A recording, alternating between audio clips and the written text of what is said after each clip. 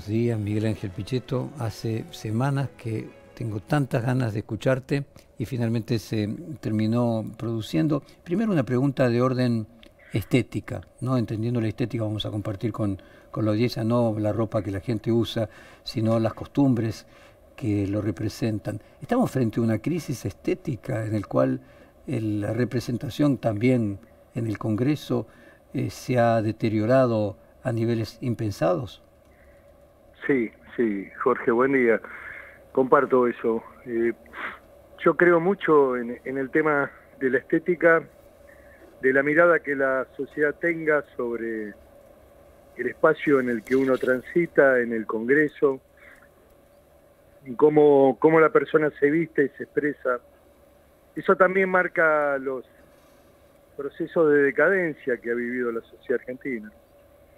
Y bueno, es preocupante. Creo que tenemos que recuperar entre todos, hacer un esfuerzo para que la Cámara de Diputados, el Congreso de la Nación, que tiene una baja mirada de la sociedad. El otro día miraba una encuesta, estamos por el piso, 20% de credibilidad, junto con el Poder Ejecutivo y también el Poder Judicial, ¿no? Porque la credibilidad en lo institucional en la Argentina ha caído mucho. Perdón, Miguel Ángel, Bueno, que te interrumpa para sumar a nosotros también, ¿no? O sea, los medios de comunicación que en los años, comienzos de los 90 y fines de los 80, con la recuperación de la democracia, gozábamos de aprobaciones del orden del 70-80% y estamos en los mismos números, ¿no? Para sumarme también sí, nosotros en autocrítica. hay un tiempo de época que tenemos que entender. Vos y yo tal vez tenemos una edad, pero creo que tenemos siempre una mirada contemporánea. Tratamos de adaptarnos a los tiempos y aceptarlos y comprenderlos. Y bueno, vivimos un momento y un tiempo donde la prensa escrita también ha perdido gravitación. El pensar, el reflexionar entre seres humanos también es un tiempo líquido, diría Bauman o Lipovetsky, que han escrito sobre este tema.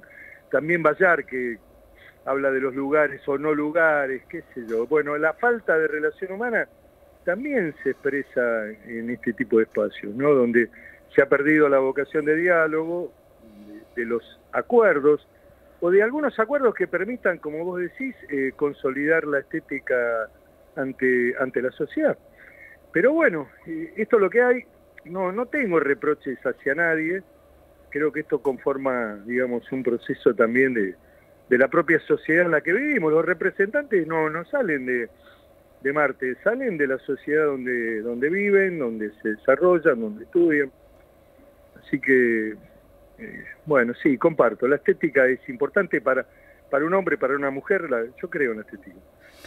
Pero Miguel, no como una cuestión hedonista, sino como una cuestión importante desde el punto de vista que uno es lo que representa ser.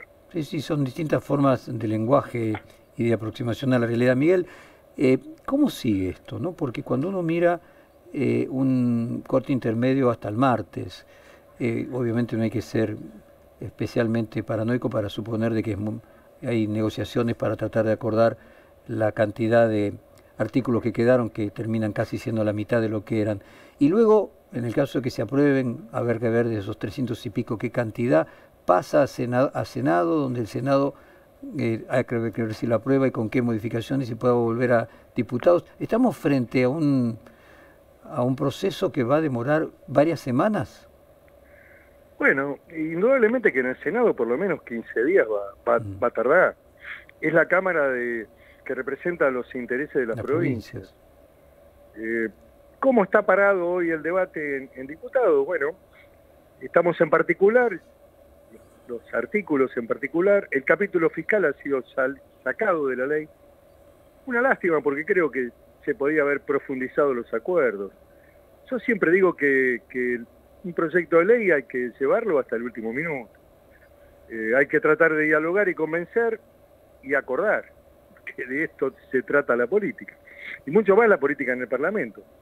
Pero bueno, el gobierno decidió en un día determinado de la semana pasada retirar el capítulo fiscal, donde había acuerdos importantes. Estábamos de acuerdo en el blanqueo que la PYME necesita. Fíjate que el ministro de Economía acertadamente suspendió las ejecuciones fiscales. Así que nunca nos habíamos opuesto al blanqueo ni a la moratoria, que eran dos elementos muy importantes para poder superar la crisis de endeudamiento de empresas, comercios a lo largo del post-pandemia, de la post-cuarentena interminable de la Argentina.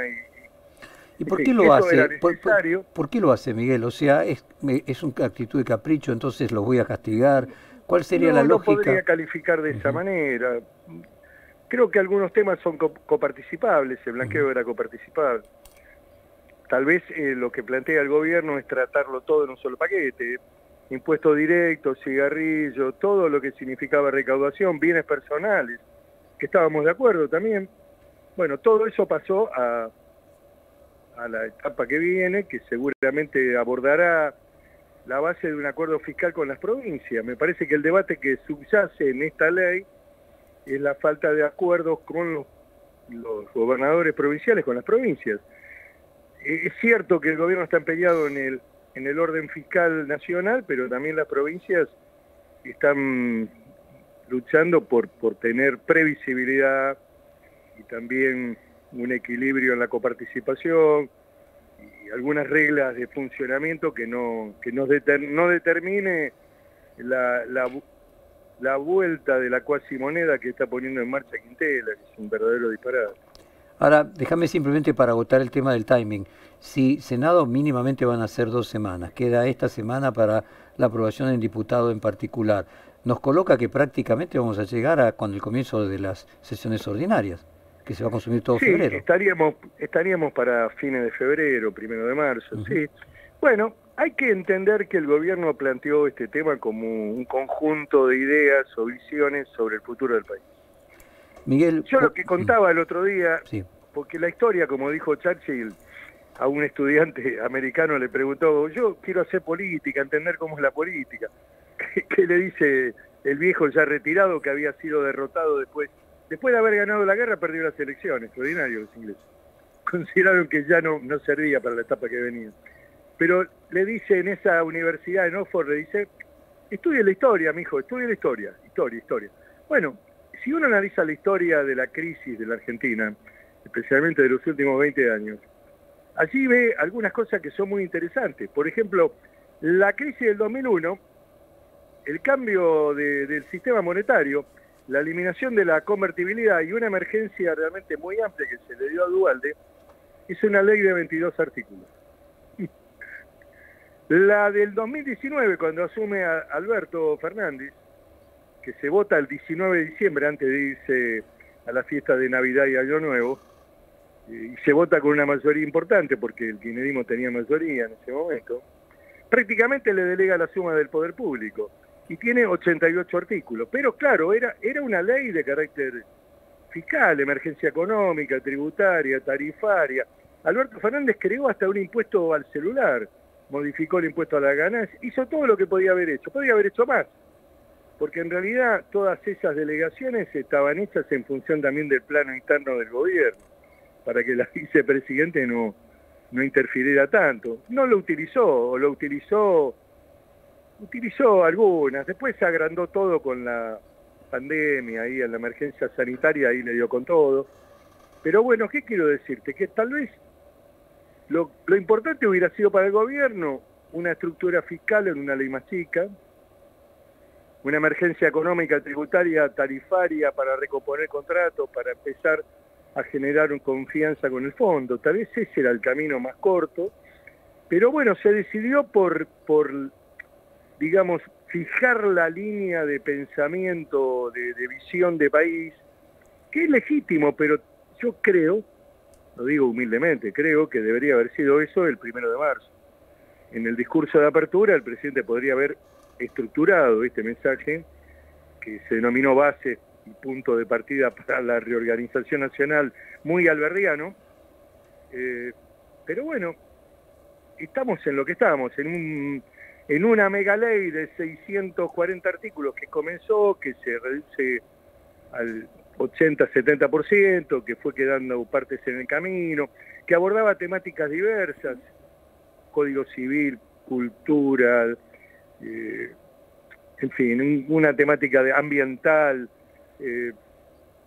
digamos, cruzaba temas familia, cruzaba temas divorcios express, ir al registro civil como... Entonces se divorcian inmediatamente sin odio a los abogados, hay un tufillo. El que la hizo se ve que no le gustan mucho a los abogados. Es cierto que los abogados complejizan. Napoleón dijo, bueno, pobre mi código de comercio, lo agarraron los abogados. Pero bueno, hay una preferencia por los escribanos, una profesión, con todo respeto lo digo, que va camino al desuso, porque viene de la monarquía, pero inevitablemente la tecnología se lo lleva puesto. Quiero decirte que la amplitud de temas de la ley ambiciosa, bueno, obliga también a un debate como el que tuvimos, muy complejo, muy complejo. Nunca hubo un precedente legislativo de esta naturaleza. Miguel, respecto de la puja de unitarios y federales, yendo al consejo de Churchill respecto de la historia, nosotros teníamos un país en el que las provincias tenían déficit fiscal en los años 90 y ahora nos encontramos últimamente, en los últimos 20 años, con que en líneas generales las provincias están fiscalmente en equilibrio, sin déficit fiscal. La búsqueda de reducir a nada, incluso tener superávit a nivel nacional, va en una puja contra las provincias, es decir, que las provincias pasen a tener déficit fiscal a costa de que la nación, para que la nación pueda no tenerlo. ¿Encontrás ahí una especie de suma cero, de tira-afloje entre nación y provincias? No creo que todas estén con superávit fiscal. Hay algunas que tienen problemas graves de administración, algunas que se han reservado las cajas de jubilaciones, que también están en el eje del debate de esta ley en particular. Tienen problemas de déficit esas cajas y tienen que sostener un sistema realmente muy, muy gravoso, pero las provincias no transfirieron. Las provincias ya habían mejorado en el periodo de Macri. Macri les había devuelto Exacto. el 15% que Kirchner les había sacado por ley para mejorar el sistema previsional argentino. A eso me refería, a la Corte, el fallo de la Corte a los 10 días de haber asumido. El fallo de la Corte le devolvió el 15% y después el gobierno de Macri, en un acuerdo que hicimos con el Senado también y los gobernadores, recuperaron todos, aún los que no habían hecho juicio, ¿te recordás? Sí. Bueno, han mejorado un poco, siguen teniendo problemas, pero lo que tienen hoy es una gran incertidumbre. ¿Para dónde va el camino? ¿Cómo van a ser las relaciones con el gobierno actual? Y cómo, digamos, se va a distribuir la masa coparticipable. En realidad el impuesto país es un impuesto que lo recauda el gobierno nacional y el 30% va dirigido a la construcción de viviendas populares. Es la famosa ley Grabois, ¿te acordás? Me acuerdo. Ley del Papa también, así. Todos metieron mano ahí. Se arma este impuesto y un 30% tiene como destino la construcción de barrios populares. Las provincias ven en este impuesto una posibilidad de mejorar sus arcas, porque porque también en su momento Sergio Massa le quitó le cambió la ley de ganancia, mejoró para los trabajadores, pero impactó sobre los erarios públicos provinciales. Esta es la verdad. Miguel. Massa les había prometido, si ganaba, una compensación con el impuesto al cheque, con algún impuesto para que se coparticipara, pero eso no se concretó porque Massa perdió y estamos en un nuevo escenario. Así que, bueno, veremos qué es lo que pasa. A mí me parece que, mira, hay una frase muy interesante de un economista, que seguramente Javier Milei debe haber leído, porque es un economista muy famoso que escribió La riqueza de las naciones, se llama Adam Smith. Dijo que no es bueno plantear todo a todo nada, o a vida o muerte, porque se muere muchas veces.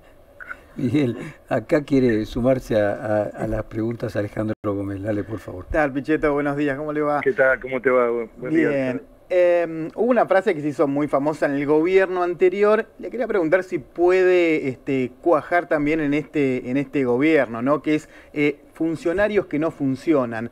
¿Hay aquí en este gobierno también funcionarios que no funcionan? Si quiere lo más suave, ¿ve un recambio en los próximos meses? No lo veo. Por ahora es muy pronto. Son 50 y pico de días. Creo que hay funcionarios que tienen que asumir su rol. Me parece que el ministro de Economía tiene que explicar. Es muy importante. Yo me acuerdo que era chico y lo miraba a Álvaro Sogaray, que hacía el relato de pasar el invierno, pero por lo menos se explicaba. Era duro el tiempo. Fue ministro de Economía de Frondizi, pero digo, que el deber de un economista y que está a cargo de la cartera económica es explicar. Tiene que ser didáctico. Así que bueno, Ahí me parece que falta más explicación del rumbo. A ver, yo veo mucho pesimismo. La Argentina este año va a recaudar recursos importantes de la agroindustria, más de 25.000 millones. Se calcula porque no hay sequía, porque viene un horizonte muy bueno y porque, digamos, el sector va a tener una muy buena recaudación. El Estado va a recaudar casi esa plata, digamos, de la venta de cereales, aceite, harina. Por eso era malo también el gravamen a la harina y el aceite igual que al poroto, porque se primarizaba la exportación. Eso lo discutimos. Nosotros entendíamos que no se podía gravar a la industria de la misma manera que al poroto. Era favorecer a los chinos que tienen fábricas en China y primarizar la industria. Hay que agregar valor. Esto es el debate de la productividad, no es solamente un esquema de recaudación para equilibrar las cuentas, sino alentar el mundo del trabajo, de la producción en la Argentina. Pero bueno, no veo eso todavía. No, es interesante porque hay un armado que está pendiente, que el gobierno está tratando de armar. El dato novedoso es la designación de Scioli. Hay enojo con Scioli, hay sectores muy enojados con Scioli. ¿Cómo lo vio eso? Yo no hago calificaciones. Cuando empezó Jorge la charla tuve ahí una discusión, pero no es una discusión de tipo personal, casi diría de carácter de fondo, de pensamiento estratégico en términos de lo que es la política. El diputado Cafiero me dijo que, bueno, la traición. Yo creo que la traición siempre es un héroe es un traidor que tuvo éxito. Tengo una mirada bastante distinta a esta estructura de pensamiento tan maniquea, y creo además que la intrascendencia o la insignificancia es mucho peor que la traición. Así que bueno, pero bueno, me divierto también en este tipo de debates. Miguel, me quedo pensando en algo que te percibí en el tono, ¿no? O sea, por un lado, la estética es algo, podríamos decir, profundo en el ser humano, por muchas veces más profundo incluso que la propia ideología. Ahora, por otro lado, en el discurso, una cosa es lo que se dice y otra cosa es, podríamos decir, lo que se expresa en el tono, lo que se expresa en las formas. Y yo te noté enojado. Y me parece que Santo Tomás de Aquino justificaba la indignación, que aquel que no se enojaba nunca estaba mal. O sea, que una cosa es vivir enojado y tener ira y no poder controlar las emociones, y otra cosa es no tener la capacidad de indignarse cuando uno ve que algo está mal. Interpreto bien que, viendo a tu alrededor ese lugar en el que vos llevás décadas, ¿te enojabas viendo lo que te encontrabas allí? Yo diría que no, enojado no. Tal vez quizás estuve un poco más intemperante que otras veces, puede ser. Tampoco yo lo estoy planteando como elogio, Miguel, quiero decir, lo estoy planteando como elogio, es decir, en determinado momento alguien que le llama la reflexión a todos los demás, en ese no sean pelotudos. Tampoco creo ser la maestra Ciruela, digo, ni el corrector de la cámara. Creo que a mí me parece que estamos a tiempo entre todos para mejorar la calidad, para tratar de que de los temas hablen los que saben ese tema. Yo contaba una anécdota muy interesante. Yo ingresé en el 93 a la Cámara de Diputados de la Nación.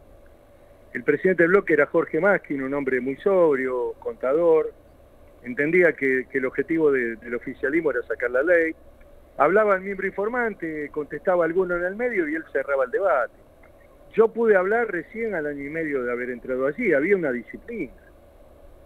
El otro día, hablando con Leopoldo Moró, que también es un hombre histórico del Congreso, decía, bueno, un poco la cosa acá cambió cuando se empezó a leer. Es interesante. Nunca se puede leer, hay que pedir permiso para leer, pero bueno, todo el mundo lee. Pero bueno, estas son las cosas que han ido cambiando en el Parlamento. Bueno, eso tiene que ver con la estética también, a lo que nos referíamos, ¿no? Por supuesto, por supuesto que tiene que ver con la estética, la vestimenta, qué pasa en Yo tomo mate, porque algunos que me escuchan van a decir, este tipo está en contra de una bebida popular nacional como el mate. Yo tomo mate en la oficina o en mi casa, no en el recinto. En el Senado siempre traté de que no se tomara mate, incluso estaba medio prohibido también aplaudir, porque yo creo que esos lugares tienen que ser de emociones bajas. Esto del aplauso, el griterío... Bueno, te recordás que en el Imperio Romano se decía que el pretor tenía que tener no más de 60 pulsaciones, o sea, que tenía que estar siempre tranquilo, pero acá se quiere sumar nuevamente con una pregunta más, Alejandro Gomel. Interesante eso del pretor, muy bueno. Sí, no, porque acaba de hablar Guillermo Francos, el ministro del Interior, y fue tajante. Dijo, si hay una aprobación de la coparticipación del impuesto país, Milei directamente lo vetaría. Y descartó completamente la posibilidad de esto que se viene pidiendo, ¿no? De la coparticipación del impuesto país. Digo, hay una estaba en el tablero del impuesto país. Es un reclamo, una reacción de los gobernadores. Hay que encontrar otros caminos. ¿Y ahí por dónde puede ser el acuerdo? Hay que encontrar otros, que puede ser la compensación en las cajas. En fin, hay que encontrar un camino que permita que la ley salga en línea con lo que ha planteado el gobierno. Miguel, muchísimas gracias por tu tiempo, felicitarte por tu protagonismo, que me parece que en determinado momento, como decía, enojarse, indignarse y ayudar a los más jóvenes con la experiencia acumulada es verdaderamente útil. Así que bueno, mandarte un saludo fraterno, un abrazo grande, muchas gracias y obviamente va a ser un año que nos vamos a mantener muchas veces en contacto. Te mando un gran abrazo, Jorge, y a todo tu equipo. Que siga bien, ¿eh? Muchas